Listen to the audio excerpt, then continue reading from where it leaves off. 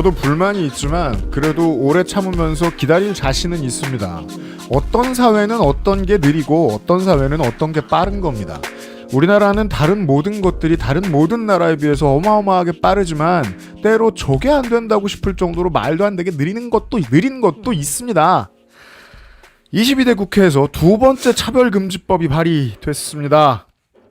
조국혁신당의 정춘생 의원도 발의했죠. 조국혁신당 서울시당 위원장 정춘생 의원 모셨습니다. 어서 오십시오. 네, 안녕하십니까. 처음 뵙겠습니다. 처음 뵙겠습니다. 정춘생입니다. 네. 그거부터 여쭤보고 싶어요. 앞에 네. 제레 미디어 얘기하는 타이밍이라서 이런 작은 정당에 처음 와보셨어요. 네. 네네. 물론 그걸 크게 만드신 공도 있으십니다만. 네. 요즘도 그 지면 언론과 방송사들이 야당반을 운영할 때 국민의힘과 다른 진보 정당을 한 팀이 다 들어갑니까?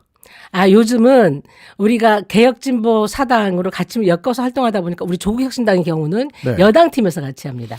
여당 팀에서요? 네. 어떻게 보면 그건 더 불리한데요. 여당은 170명인데. 네. 그래서 그러니까 그것뿐만이 아니고 예. 국회 출입 기자들은 네. 주로 이제 교섭단체 위주로 보도를 해요. 그렇잖아요. 그러니까 민주당의 입장이 이러면 그 반대편에 서 있는 국민의 입장은 이렇다. 이 두 가지만 위주로 보도를 하다 보니까 우리 같은 작은 정당 입장에서는 교섭단체도 아니고 교섭 권한도 없다 보니까 굉장히 불리하죠. 저는 여론주행이. 그게 불만이라는 거예요. 네네. 주어진 표만큼의 의석을 달라라는 데에 정치부 기자들이 찬성한다면 그 주어진 표만큼은 목소리를 전달해줘야 될 거 아니에요. 맞습니다. 그걸 만약에 했다면 지금 많은 평론가들로부터 비판을 받고 있는 조국혁신당이 진보정당으로서의 색채를 얼마나 그렇습니다. 공고하게 사람들에게 보여줬느냐에 대한 다른 답변이 나왔을 텐데 따라서 저는 그래서 혁신당의 잘못은 10% 20%밖에 안 된다고 생각해요. 80%의 문제는 언론이에요. 왜? 많은 분들이 차별금지법이 혁신당에서 나왔다는 사실도 모르기 때문입니다. 네. 예. 그래서 그 설명해 알실 주세요. 같은 네. 대한 매체들이 중요한 겁니다. 그 자주 나와주셔야 돼요. 네, 그럴게요. 예, 거래 자주 터야 됩니다. 네. 차별금지법을 네. 제정하게 된 배경. 사실은 이게 오래된 숙제죠. 예, 처음 나온 게 아니고 최초로는 김대중 대통령부터 시작을 한 일이에요. 이게 맞습니다. 과제가 국가인권위원회를 설치를 했죠. 많은 논란을 뚫고 그게 2001년도입니다. 네. 그때 차별시정 업무들이 들어가는데 거기에 참 놀랍게도 지금 그냥 개신교에서 대놓고 반대하는 아주 혐오하는 성 정체성, 성적 지향에 따른 차별도 못하도록 그때 이미 정해져 있었어요. 그런데 이제 차별금지법은 모두를 포괄한 차별금지법 아직 제정이 안 된 상태였는데 그것을 이제 노무현 대통령께서 이어받아서 대선 때 공약을 했고 차별금지법을 정부안으로 발의를 했었죠. 그렇습니다. 그게 2007년도. 네네. 2007년도였어요. 그런데 이제 그때 힘이 쫙 빠졌을 때도 기기도 했고 참여정부 지지율이 낮았고. 지지율도 낮았고 동력이 없었기 때문에 그냥 임기 만료 자동 폐기된 상황이고요. 그 후로도 계속 발의는 됐었어요. 근데 계속 안 됐죠. 근데 이게 참 갈수록 참 그 특정 집단의 그 왜곡 선동에 의해서 많이 잘못 알려진 부분이 있어서 언젠가부터 그러니까 어떤 세력이 이걸 물었죠. 네, 그게 네. 언제부터였냐면 이분들도 현혹감을 느꼈던 거예요. 2013년으로 기억하는데 여러분들 입장에서 지금이 그 사람이 이 법을 냈다고 할 정도로 놀라운 누군데? 김한길. 네? 김한길 의원이 그 당시에 네. 민주당의 원내대표였는데 네. 차별금지법을 냈어요. 아니 그리고 네. 그렇죠. 원내 수석을 함께 했었던 그 인천의 네. 최 무슨 의원이 또 냈어요. 네. 그런데 냈을 때 그때 개신교들이 엄청나게 몰려들어서 이거는 동성애 조장법이다. 반대한다. 철회를 하니까 그 당시는 철회하면 100몇 명이 서명을 해서 수십 명이 서명을 해서 발의했는데 그 철회하려면 그분들이 다 또 철회 도장을 찍어야 되거든요. 지금처럼 전자 위반이 안 됐어요. 그래서 다 철회를 한 거예요. 영감님 방마다 다 돌아다니는. 그렇죠. 철회해서 그때 현혹감을 느낀 거예요. 개신교에서. 우리가 반대하니까 안 된다. 국회가 호둥지둥 그렇죠. 되는구나. 예. 우리가 반대하니까 안 된다. 그 후로 이분들도 똘똘 뭉쳤던 거예요. 게다가 02년쯤 그러니까 02년 04년 그 네. 사이에도 그 사학법 개정 때문에 그렇죠. 한나라당 박근혜 대표가 거리에 네. 촛불 들고 나오잖아요. 네. 그리고 여기에 교회가 되게 중요한 응원군이 그렇죠. 되잖아요. 예, 예. 그때 이후로 교회가 길거리에서 무언가를 하는 일들을 많이 하게 됐다고 하고 그때 이후로 전광훈 씨 같은 분들이 이런 맞습니다. 스트리트 파이터들이 커리어를 맞습니다. 확실히 그 정춘생 의원님처럼 네. 당직자 평생 하신 분이 있으니까 이게 네. 그 머릿속에 역사가 보이죠. 역사가 딱 있으니까 좋네요. 그 네. 국민의 정부 때부터 시작하셨잖아요, 여당 그렇죠. 일을. 네네네. 아. 그러니까 우리 국민주권 정부도 그 김대중 대통령, 노무현 대통령, 문재인 대통령 계승하는 민주정부이기 때문에 저는 이번 국민주권 정부는 반드시 해야 된다. 이런 생각을 했고요. 처음에 저도 용기가 없었어요. 네. 용기가 해야 되는 건 맞지만 워낙에 반대가 거세고 이 반대 논란으로 인해서 그 정당의 지지율이 휘청거린다고 생각을 했기 때문에 아주 과도하게 공포를 갖고 있어요. 했기 때문에 의원들이 용기를 못 냈었던 거죠. 그런데 우리가 다 아시겠지만 윤석열 탄핵 때 광장을 보지 않았습니까? 광장은 정확히 무지개색입니다. 그 수많은 소수자들이 나와서 나는 어떠어떠한 이유로 차별을 받고 있고 나는 어떠어떠한 이유로 그래서 차별이 없는 세상을 원한다. 그러면서 차별금지법을 만들어야 한다. 이분들이 굉장히 많았어요. 그 소수자들의 연대가 거대한 힘이 돼서 윤석열 탄핵시키고 국민주권 정부도 출범시킨 거거든요. 그게 왜 남태령 그렇죠. 대첩에서 그렇죠. 그 왜 발언 기회 주면 그럼요. 아무것도 안 쓴 분들이 나와서 그렇죠. 자기 서러웠던 거 얘기하시는데 그렇죠. 보면은 듣고 있으면 다 되게 예, 공감을 흥이 살고 슬프잖아요. 네, 네, 네. 내가 뭐 트랜스젠더인데 네, 네, 네. 내가 평생 레즈비언인데 이게 힘들고 저게 힘들었는데 네, 네. 딴 거 다 참았는데 윤석열은 안 돼 이러시는데 네, 네, 네. 왜냐하면 아. 윤석열이 혐오와 차별의 상징이었거든요. 예. 그래서 윤석열을 탄핵시키는 데 끝이지 않고 우리 다시 만날 세계라는 노래는 그냥 단순히 뭐 노래 대중가요의 의미를 넘어선 혐오와 차별이 없는 사회. 모두가 평등한 사회 이것을 그렸던 거죠. 그러면서 굉장히 호응을 얻었던 거고요. 그때만 해도 야당이었던 민주당은 굉장히 그분들에게 박수를 보내고 그분들의 힘으로 윤석열을 탄핵시켰고 국민주권 정부를 탄생시켰다고 했지만 이제 여당이 되고 나서는 입장이 바뀐 거예요. 그래서 저는 그렇게 돼서는 안 된다고 생각합니다. 그러니까 그분들의 목소리를 법과 정책과 제도로 입법하고 하는 것이 저는 국회의 책임이고 정부의 책임이라고 생각하거든요. 그러니까 이게 지금까지의 네네. 우리나라의 유권자 구도상 맞습니다. 큰 정당이 할 수 있는 게 있고 없는 게 있잖아요. 네. 이제 민주당에서 되게 오랜 동안 실무를 해오셨으니까 네. 훨씬 더 잘하실 것이고 네. 3선 4선 하면서 지역에 네. 뿌리가 박힌 국회의원은 네. 교회에 매주 일요일 안 나가면 네. 큰일 나니까. 그런데 예. 그 교회는 그러니까 목소리는 굉장히 크죠. 예. 하지만 그 목소리가 그분의 재선의 당락에 영향을 줄 만큼 현실적으로 그렇게 거대한가 했을 때는 저는 아니라고 봅니다. 왜냐하면 경험적으로도 보면 우리가 호주제 폐지했을 때 그게 수십 년간의 싸움이었잖아요. 그때 17대 국회였는데요. 2005년도에 정확히 국회에서 그 폐지 법안이 통과가 됐는데 그거 논의될 때 매일매일 성균관 누리면서 가수고 와서 데모했어요. 이 호주제를 폐지하면 집안이 다 무너진다. 애미애비도 몰라본다. 가정이 그랬죠. 파탄난다. 그랬죠. 했죠. 근데 폐지를 했습니다. 가정에 아무런 변화가 없어요.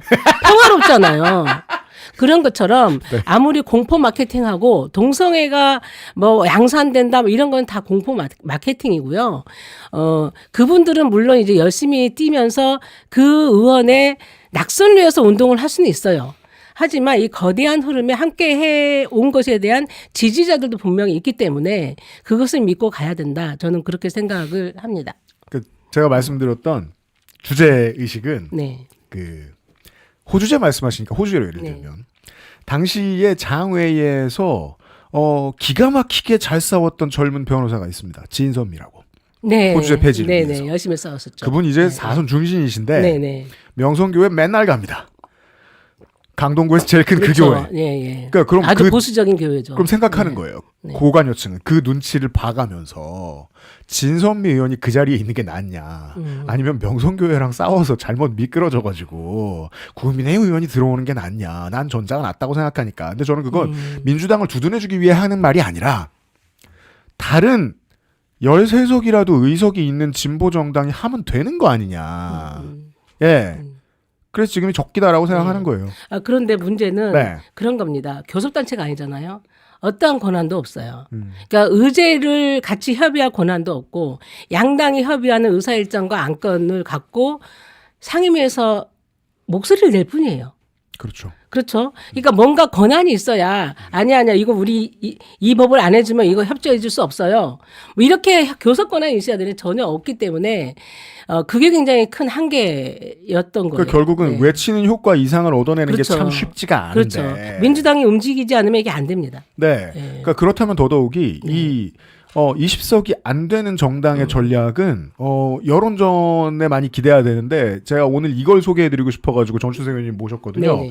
차별금지법을 지지하는 기독교인 기자회견을 여셨는데 제가 보면서 네. 무릎을 탁 쳤거든요. 네네. 왜 진작에 저 생각을 못했지? 네네. 왜냐하면 다수의 기독교인들이 나 저 사랑제일교회랑 다른 사람이에요라고 말하고 싶은 걸 꾹 참고 있는데 네. 그 사람들을 향한 메시지를 왜 정치권이 안 냈지? 그러니까요. 그러니까 이분들도 그러니까 지난번에 그 발언을 하는 거 보니까 굉장히 절절해요.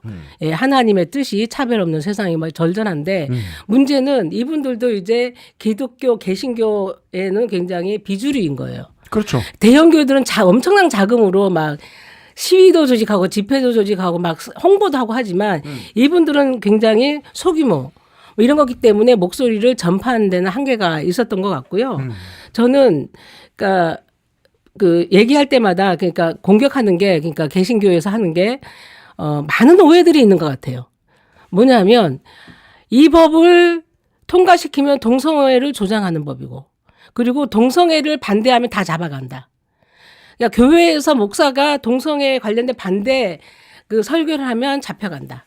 학교에서 교수가 아니면 선생님이 동성애는 안 된다, 그 나쁜 거야 얘기하면 다 잡혀간다. 이렇게 홍보를 해요. 잡혀가죠. 이란에서는요.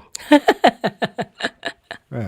거기는 종교가 다른 데니까. 왜 그러니까, 종교도 다른데 왜 원리주의가 돼가냐는 말씀이에요. 그렇죠. 그러니까 근데 그거는 아니고 이 법의 취지는 존재 자체로 차별하지 말자는 거거든요. 그러니까 모두의 존엄을 실현하자라는 거거든요. 그리고 모든 차별을 다 규율해 가지고 하는 건 아니고 저는 뭐 21가지 사유고 기존에 있는 국가인권위원회는 19가지 사유가 있고 손석희 의원이 낸 법안은 저보다 더 많아서 25가지 사유. 그렇더라고요. 그 사유에 대해서 모든 영역에서 다 차별적인 언어나 모든 것을 다 규율하거나 처벌하는 건 아니고요. 고용, 네. 교육 훈련, 재화 용역 서비스 이용, 그리고 정책 서비스 이용 이런 영역에서의 차별을 금지하는 거거든요. 네. 그래서 나는 차별받았다 느끼면 인권위원회에 진정할 수 있고 인권위에서는 그것을 조사해서 시정을 처음엔 권고를 시작합니다. 네. 권고할 수 있고 그렇죠. 근데 권고를 이행하지만 시정을 명령할 수 있고 이렇게 단계적으로 가는 거거든요. 근데 네. 모든 사람이 내 발언을 침해해 우리의 그 표현의 자유를 침해해 이런 건 아닙니다. 그런 것들을 많이 알려드려야 될 것 같아요. 네. 네. 실제로 뭐 예전에 참여정부 때 방송개혁이든지 네. 지금 법 왜곡죄 논란이든지 맞습니다. 알고 보면 다 똑같은 태도의 반대 의견들이 나오거든요. 네. 그러니까 혁명은 시기상조다. 근데 참 공교롭게도 더 달아지겠지만 예. 그 반대하는 그룹이 다 똑같아요. 보수 개신교. 예. 알고 보면 스피커가 비슷하죠. 다 똑같아요. 예. 똑같은 분들이 다양한 영역에서 같은 목소리로 대응을 하는 바쁘다. 그러니까 그래서 제가 이 움직임이 되게 유니크하고 의미 있는 지점을 설정해 주셨다는 생각이 드는 거예요. 이게 뭐 혁신당 당 차원에서 생각하신 걸 수도 있겠습니다만 네. 우리가 지금 이 부동산에 대한 패러다임이 급작스럽게 전환하는 걸 보고 있잖아요.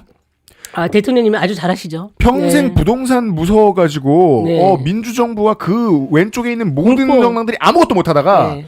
이제는 민주당도 망국적 부동산 공화국 끝내겠습니다 플래카드를 아파트 숲에 걸어놔요. 이렇게 순식간에 자신감 뒤집혀요. 있게. 네. 그 열쇠를 보여주신 것 같더라고요. 네. 기독교인이 차별금지법을 얼마나 지지하고 최소한 이 문제에 대해 신경 쓰지 않으며 야지놓을 생각이 없는가를 전시하면 기독교인들 사이에서 각성이 일어나거나 우리 존재에 대해서 다시 생각하게 될 수 있다.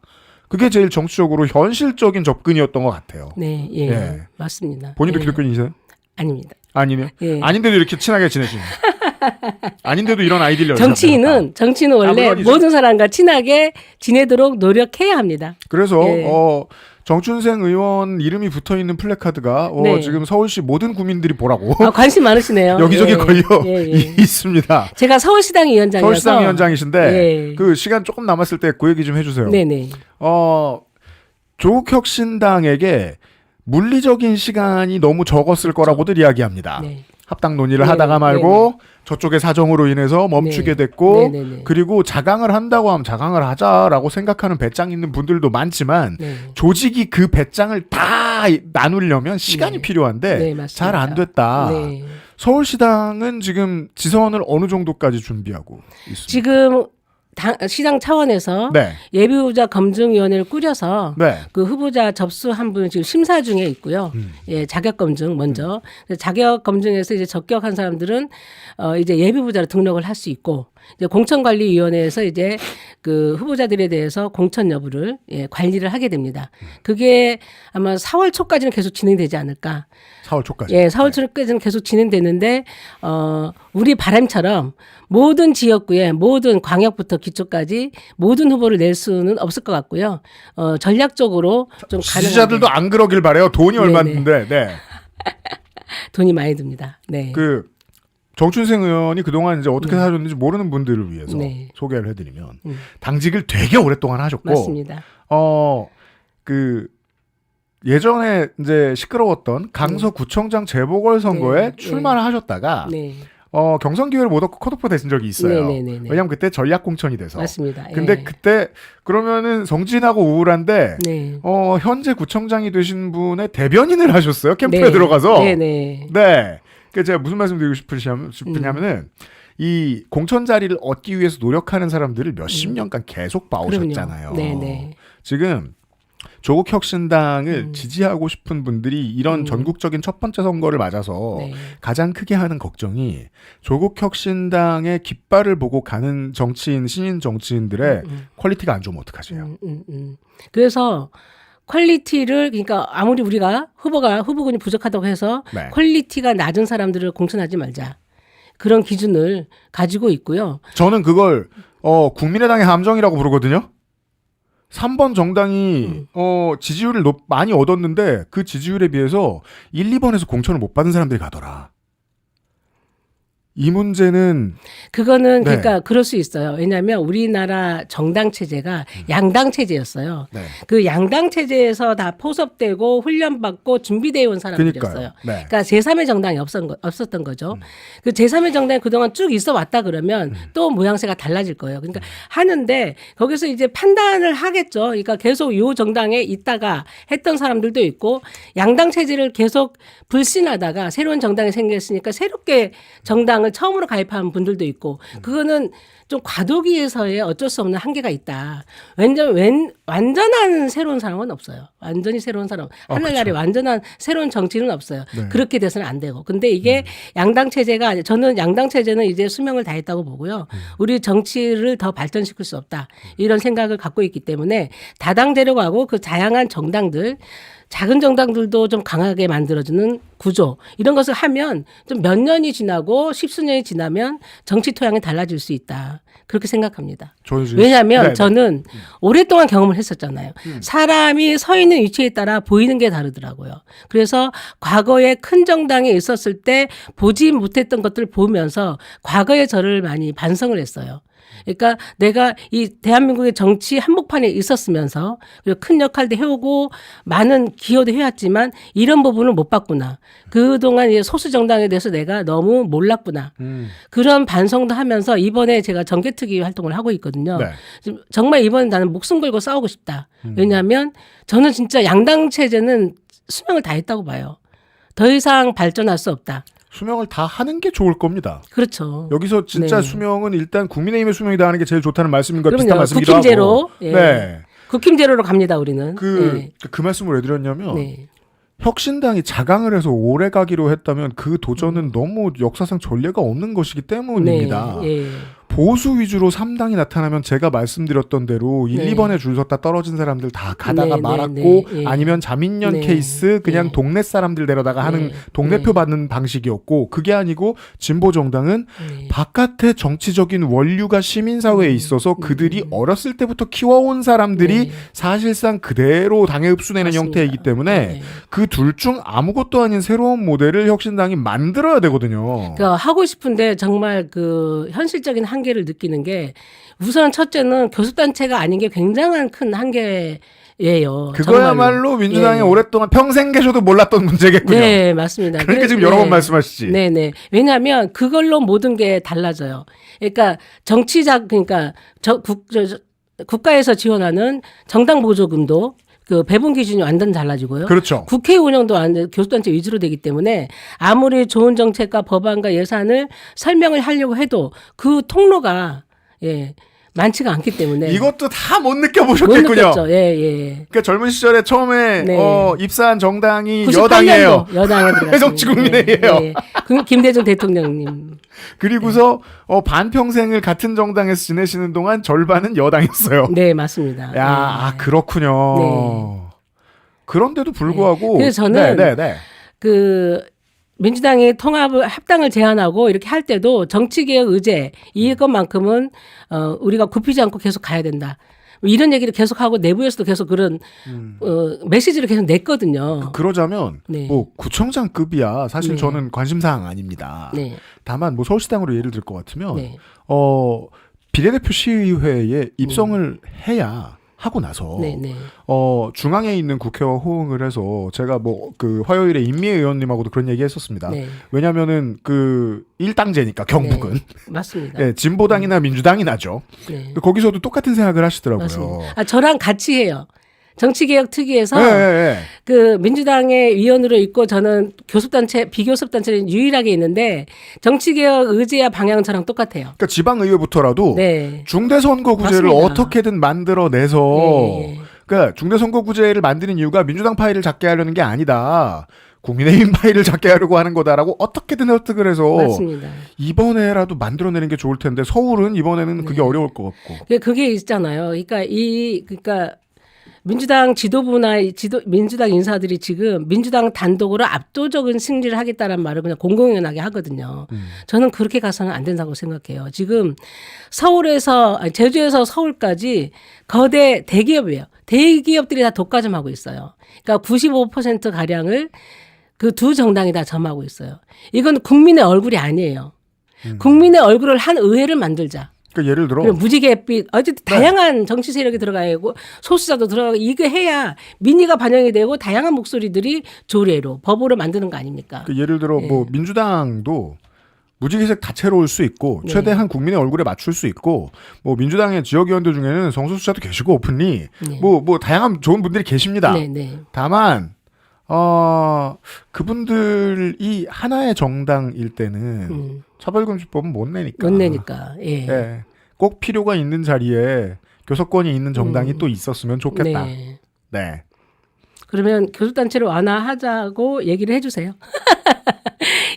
덕분에 하고 있습니다. 약속을 했는데 지키지 않고 있어서 지금 원탁회의 때 합의 사항을 지금 서랍 속에 넣어놓고 잊어버리고 있어요. 예. 알겠습니다. 네. 그 다음 국회 때 다시 한번 이 얘기 해야죠. 차별금지법. 네. 다음 얘기 다시 올리면. 아니, 네. 그렇죠. 이번에 그러니까 정말 대통령께서 지금 압도적인 지지를 받고 있고 물론이죠. 집권 여당이 지금 압도적인 다수를 점하고 있는 상황에서 지금 안 하면 영원히 못할 수도 있어요. 저는 그런 생각이 들거든요. 이 지금과 같은 좋은 여건이 없다. 그런데 이런 상황에서 사회적 합의가 덜 됐다는 이유로 뒤로 넘기자고 하는 거는 할 생각이 없다라는 말과 똑같아요 생각해요. 그러니까 부동산을 이기고 기업을 이기고 그럼요. 언론을 이길 수 있을 때 그럼요. 교회도 좀 맞습니다. 이겨볼 수 없을까? 맞습니다. 네, 예. 이런 이야기였습니다. 그럼요. 네. 그러니까 검찰 개혁에 나서는 그 배짱과 용기, 저기처럼 이것도 한번 해보자 이거죠. 그 배짱은 생각만큼 혁신당이 더 있는 편인데. 그러니까 혁신당이 있는데 힘이 없으니까 문제는. 예. 좋습니다. 예. 네. 거래를 잘 텄습니다. 가끔 시간 내서 들러주십시오. 다리만 건너면. 그렇게 할게요. 네. 네. 예. 서울시당 위원장, 혁신당의 정춘생 의원이었습니다. 나와주셔서 고맙습니다. 우리가 비록 작은 정당이지만 많이 응원해 주십시오. 또 뵙겠습니다. 잘하겠습니다. 예, 감사합니다.